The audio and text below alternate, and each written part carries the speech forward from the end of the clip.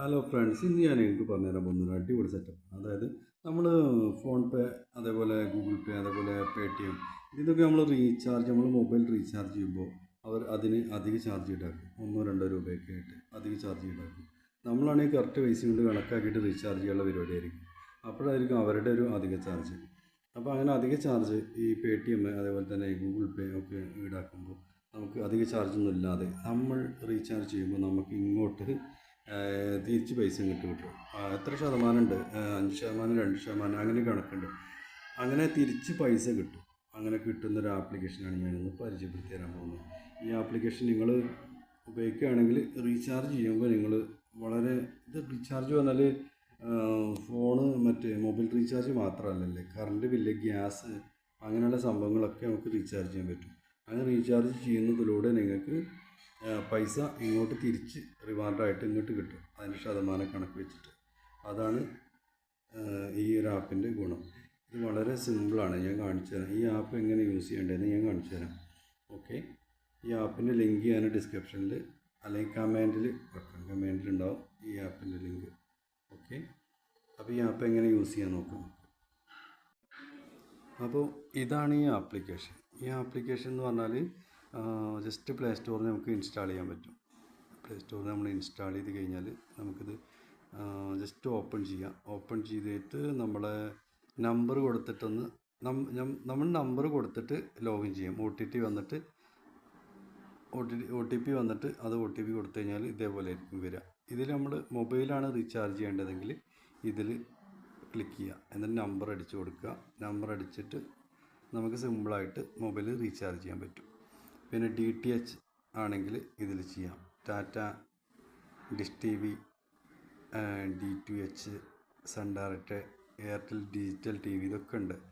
പിന്നെ ഫാസ്ടാഗ്, വണ്ടിയുടെ ഫാസ്ടാഗ് നമുക്ക് റീചാർജ് ചെയ്യാം.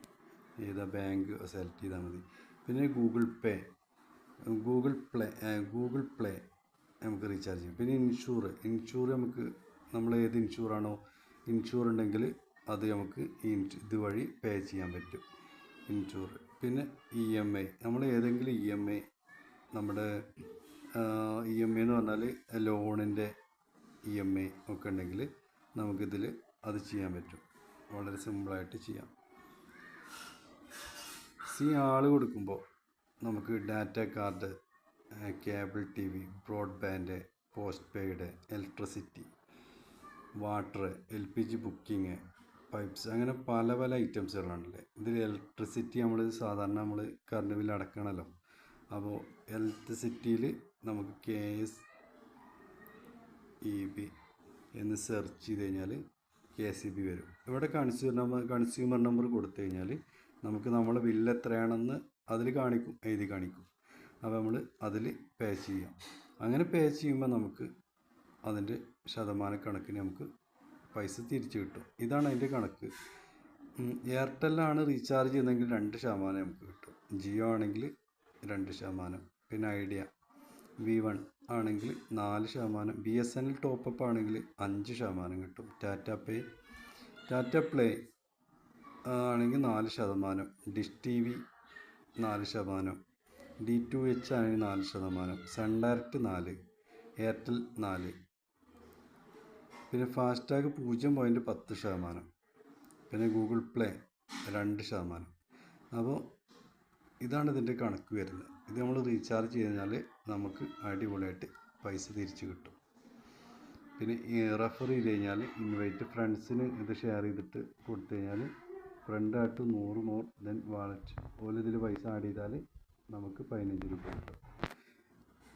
അപ്പോൾ ഈ ആപ്പിൻ്റെ ലിങ്ക് ഞാൻ കമൻറ്റിൽ ഇടാം, അല്ലെങ്കിൽ ഡിസ്ക്രിപ്ഷനിൽ ഇടാം. അപ്പോൾ നിങ്ങൾ നോക്കുക, ഇൻസ്റ്റാൾ ചെയ്യുക, റീചാർജ് ചെയ്ത് എൻജോയ് ചെയ്യുക. ഓക്കെ, അപ്പോൾ ഇതാണ് ഇന്നത്തെ വീഡിയോ. ഇഷ്ടമായി ലൈക്ക് ചെയ്യുക, ചാനൽ സബ്സ്ക്രൈബ് ചെയ്യുക, ബെൽ ബട്ടൺ ക്ലിക്ക് ചെയ്യുക. Okay, thank you.